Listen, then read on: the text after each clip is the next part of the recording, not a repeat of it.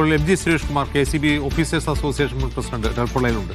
ശ്രീ സുരേഷ് കുമാർ, യഥാർത്ഥത്തിൽ ഇത് ആവശ്യത്തിനുള്ള വൈദ്യുതി സംസ്ഥാനത്ത് ലഭ്യമല്ലാത്തതുകൊണ്ടാണോ, അതല്ല ലോഡ് കൂടുമ്പോൾ അത് താങ്ങാനുള്ള ശേഷി നമ്മുടെ ഇൻഫ്രാസ്ട്രക്ചർ ഇല്ലാത്തതുകൊണ്ടാണോ? എന്താണ് മന്ത്രി പറയുന്നതിൽ നിന്ന് നമുക്ക് മനസ്സിലാക്കേണ്ടത്?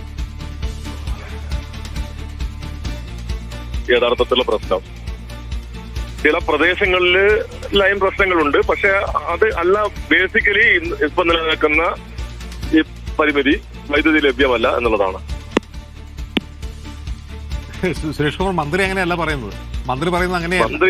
മന്ത്രി എന്താ പറഞ്ഞതെന്ന് എനിക്കറിയില്ല. പക്ഷെ ഞാന് സിസ്റ്റത്തിനകത്തുള്ള അവസ്ഥയാണ് പറഞ്ഞത്. കേരളത്തില് ഏകദേശം 8100 മെഗാവാട്ടിന്റെ ട്രാൻസ്മിഷൻ കപ്പാസിറ്റി ഉണ്ട്. അത് N-1 ഒക്കെ പരിഗണിച്ചുകൊണ്ട് ഉള്ള ട്രാൻസ്മിഷൻ കപ്പാസിറ്റിയാണ്. അതുപോലെ തന്നെ നമുക്കൊരു 12,000-ഓളം മെഗാവാട്ടിന്റെ ഡിസ്ട്രിബ്യൂഷൻ കപ്പാസിറ്റി ഉണ്ട്. എന്നാൽ ഇതെല്ലാം എല്ലായിടത്തും കൃത്യമായി വിതരണം ചെയ്യപ്പെട്ടുള്ള അല്ല എന്നുള്ളതുകൊണ്ട് ചില സ്ഥലങ്ങളിൽ ട്രാൻസ്ഫോമർ ഓവർലോഡ് പോലെയുള്ള ഇപ്പൊ കേരളത്തിൽ 222 ട്രാൻസ്ഫോമർ പൊട്ടിത്തെറിച്ചു എന്നുള്ളതാണല്ലോ വലിയ പ്രശ്നമായിട്ട്. പൊട്ടിത്തെറിക്കാതെ കേടുവന്നു എന്നുള്ളതാണല്ലോ പ്രധാന പ്രശ്നമായി പറയുന്നത്. 222 ട്രാൻസ്ഫോമറിനാൽ 1,02,000 ട്രാൻസ്ഫോമറിന്റെ 0.02% മാത്രമാണ്.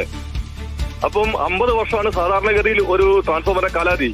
അത് വെച്ച് നോക്കുമ്പോൾ 50-1 വെച്ച് ഒരു വർഷം കേടാവണം നിർബന്ധമല്ല ഞാൻ പറയുന്നത്. പക്ഷേ അതൊക്കെ വെച്ച് നോക്കുമ്പോൾ വളരെ കുറവാണ്. എന്ന് പറഞ്ഞാൽ 2% വരെ കേടാകാം ഒരു വർഷത്തിൽ.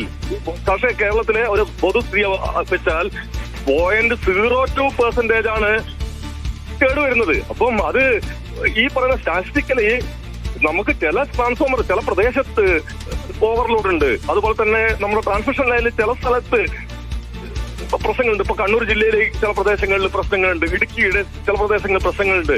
അല്ലാതെ വ്യാപകമായ ട്രാൻസ്മിഷൻ ഡിസ്ട്രിബ്യൂഷൻ പ്രശ്നങ്ങളൊന്നും കേരളത്തിലില്ല. എന്നാൽ പവർ ലഭ്യമല്ലാത്തതുകൊണ്ട് നമുക്ക് ഒരു നിശ്ചിത നിലവാട്ട് നമുക്ക് ലഭ്യമായ പവറിന് അപ്പുറത്തേക്ക് ലോഡ് വരുമ്പോൾ ഓട്ടോമാറ്റിക്കലി ഇത് കട്ടായി കഴിഞ്ഞാൽ 1/4 മണിക്കൂർ കഴിഞ്ഞിട്ട് പിന്നെ ചാർജ് ചെയ്യാൻ പറ്റൂ. അപ്പോഴും ലോഡ് നിലനിൽക്കുകയാണെങ്കിൽ വീണ്ടും 4 മണിക്കൂർ നിൽക്കും. അതാണ് അരമണിക്കൂർ പീക്ക് ലോഡ് മാനേജ്മെന്റിന്റെ ഭാഗമായിട്ട് ഈ പറയുന്ന പോലെ നിയന്ത്രണം ഏർപ്പെടുത്തേണ്ട സാഹചര്യമുണ്ട്. ആ നിയന്ത്രണം ഏർപ്പെടുത്തുന്നതിനുള്ള ചുമതല ലോഡ് ഡെസ്പാച്ച് സെന്ററിന് കൊടുത്തത്. എന്ന് പറഞ്ഞാൽ ലോഡ് ഡെസ്പാച്ച് സെന്ററിന് ചുമതല കൊടുത്തു എന്ന് പറഞ്ഞതിന് അർത്ഥം അവര് ഓരോ സമയത്ത് അരമണിക്കൂർ ഓഫാക്കുക എന്നുള്ളതല്ല. ഇത് കട്ടായി കഴിഞ്ഞാൽ അവിടെ അങ്ങനെ അരമണിക്കൂർ വരെ പോകും. അത് നിരീക്ഷിക്കാനുള്ള ചുമതലയാണ് യഥാർത്ഥത്തിൽ SLDCക്ക് ഉള്ളത്. സുരേഷ് കുമാർ, ഈ കൂടിയ വിലയ്ക്ക് വൈദ്യുതി വാങ്ങാനുള്ള ബോർഡിന്റെ വൈമനസ്യമാണോ ഇപ്പോൾ ഈ പ്രതിസന്ധി കാരണം? കൂടിയ വിലയ്ക്ക് വൈദ്യുതി വാങ്ങാൻ കിട്ടണ്ടേ? ഇന്ത്യയില് പഞ്ചാബില് 10 മണിക്കൂറാണ് ലോഡ് ഷെഡിങ്. രാജസ്ഥാനിൽ 6.5 മണിക്കൂർ 7 മണിക്കൂറാണ് ലോഡ് ഷെഡിങ്. നമ്മുടെ തലസ്ഥാന നഗരമായിട്ടുള്ള ഡൽഹിയിൽ ഏകദേശം 2 മണിക്കൂർ ലോഡ് ഷെഡിങ് നിൽക്കുകയാണ്.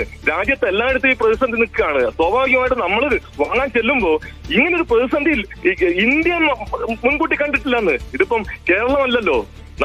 നമ്മളെല്ലാ പ്ലാനിങ്ങും നമ്മുടെ റിസോഴ്സ് അഡ്വക്കസി പ്ലാൻ എന്ന് പറയുന്നത് സെൻട്രൽ ഇലക്ട്രിസിറ്റി അതോറിറ്റിന്റെ നിർദ്ദേശം അനുസരിച്ചാണ് ചെയ്യുന്നത്. അതിൽ കുറച്ച് കൂടുതൽ നമ്മൾ ഇലക്ഷൻ ചെയ്യാറായതുകൊണ്ട് ചെയ്തു എന്നല്ലാതെ ഇതൊക്കെ ഒരു ഏകോപിതമായ സംവിധാനത്തിന്റെ ഭാഗമായിട്ടാണ് പ്രവർത്തിക്കുന്നത്. ഇപ്പൊ ഇന്ത്യ കാണാത്തൊരു പ്രതിസന്ധി നമ്മുടെ പ്രതിസന്ധിയാണെന്ന രൂപത്തിൽ പറയുന്നത് എന്താ? അതാണ് പ്രശ്നം. പക്ഷേ സുരേഷ് കുമാർ, കേരളത്തിലെ റെക്കോർഡ് ഉപഭോഗം 2024 ഉണ്ടായി. അതിനേക്കാൾ എത്ര ശതമാനം കൂടുതലുണ്ട് ഇപ്പോഴത്തെ ഉപഭോഗം? ഹലോ, ഞാൻ കേട്ടില്ല. 2024 റെക്കോർഡ് ഉപഭോഗത്തെക്കാൾ 2026 അതിനേക്കാൾ എത്ര ശതമാനം കൂടുതലുണ്ട് റെക്കോർഡ് ഉപഭോഗം? 2024 ഉപഭോഗം എന്നതിനെ നിങ്ങൾ ആ നിലയ്ക്ക് കണക്കാക്കേണ്ടത്. കാരണം അതിനുശേഷം DSM നടപടികളുടെ ഭാഗമായിട്ട് കഴിഞ്ഞ വർഷം 2450 മാറിയിട്ടുണ്ട്. DSM നടപടി എന്ന് പറഞ്ഞു കഴിഞ്ഞാൽ പവർ കട്ട് ചെയ്യല്ല, പീക്ക് ലോഡ് സമയത്തെ ലോഡ് പല വിധത്തിലുള്ള ക്രമീകരണങ്ങളുടെ ഭാഗമായി മറ്റ് സമയങ്ങളിലേക്ക് മാറ്റിയതിന്റെ ഭാഗമായിട്ട് കഴിഞ്ഞ വർഷം ചൂട് കുറവിന്റെ പ്രശ്നം ഉണ്ടായിരുന്നു. പക്ഷെ 2450 മാറിയിട്ടുണ്ട്.